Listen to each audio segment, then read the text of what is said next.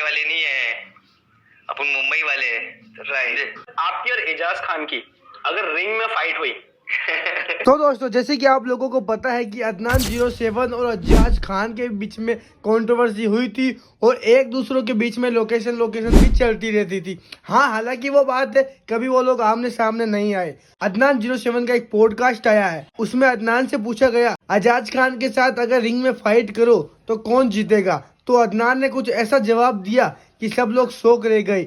आप लोगों को भी ये बात सुननी चाहिए। खत्म हो गई भाई बात। हो गया है। इधर अपन गांव खेलने वाले नहीं है, अपन मुंबई वाले हैं। Right.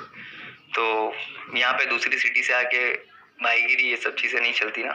Good answer, I like. आपकी और एजाज खान की अगर रिंग में फाइट हुई तो कौन जीत सकता है, या फिर लाइक आप फाइट करना चाहोगे अगर रिंग में हुई तो? कौन जीत सकता है ये प्रेडिक्ट अभी कैसे करें? तुम एक काम करो, ऑर्गेनाइज करवा दो, मालूम पड़ जाएगा। चलो हो जाए फिर रिंग मैच। ओके।